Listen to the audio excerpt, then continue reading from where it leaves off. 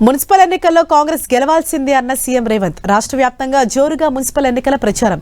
ఇలాంటి టాప్ 10 తెలంగాణ వార్తలను ఇప్పుడు చూద్దాం.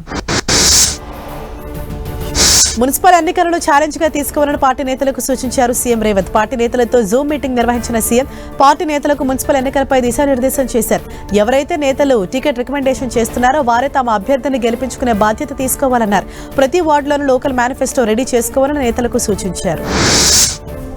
సింగరేణికి బొగ్గు గనుల కేటాయింపు అంశాన్ని రాజ్యసభలో ప్రస్తావించారు ఎంపీ అనిల్ కుమార్ యాదవ్. తెలంగాణ విజ్ఞప్తిపై ఎలాంటి చర్యలు తీసుకున్నారని ప్రశ్నించారు.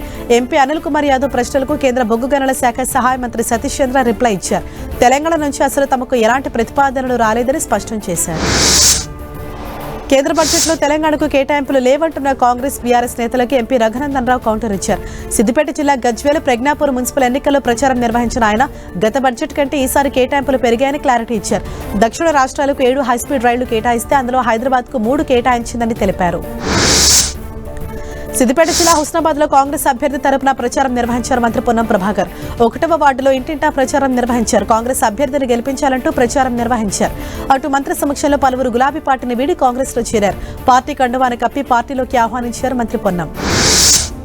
రంగారెడ్డి జిల్లా మణికొండ చిత్రపురి కాలనీలో ఉంటున్న డైరెక్టర్ శంకర్ తల్లి సక్కుబై మరణించిన నేపథ్యంలో వారి కుటుంబ సభ్యులను కేటీఆర్ పరామర్శించారు.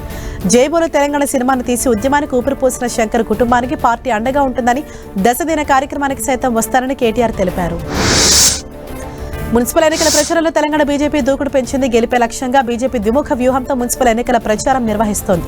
డోర్ టు డోర్ ప్రచారంతో పాటుగా కాంగ్రెస్ ప్రజా వ్యతిరేక విధానాలపై చార్జ్షీట్ విడుదల చేయనుంది. ఎల్లుండి పార్టీ జాతీయ అధ్యక్షుడు నితిన్ నబీన్ మహబూబ్ నగర్ లో ప్రచారం నిర్వహించనున్నారు. కరీంనగర్లో బీజేపీ జోరుగా ఎన్నికల ప్రచారం నిర్వహిస్తుంది. కేంద్ర మంత్రి బండి సంజయ్ మహాశక్తి దేవాలయంలో ఎన్నికల ప్రచార వాహనాలను పూజ చేసి ప్రారంభించారు. పార్టీ అభ్యర్థులకు మద్దతుగా నగరంలోని పలు వార్డుల్లో జోరుగా ఎన్నికల ప్రచారం నిర్వహించారు. మున్సిపల్ ఎన్నికల్లో కాంగ్రెస్ అభ్యర్థిని గెలిపించుకుందామని మంత్రి కొండా సురేఖ పార్టీ కార్యకర్తలకు పిలుపునిచ్చారు. ఉమ్మడి ఖమ్మం జిల్లాలో కాంగ్రెస్ వైపే గాలి వీస్తోందన్నారు. బీ ఫారం రాని వాళ్లు బాధపడద్దని, పార్టీ గెలుపు కోసం అంతా కలిసి పనిచేయాలన్నారు. కొత్తగూడెం కార్పొరేషన్ ఎన్నికల సమన్వయ సమావేశంలో ఎంపీ రఘురామరెడ్డి, జిల్లా కాంగ్రెస్ నాయకులు పాల్గొన్నారు.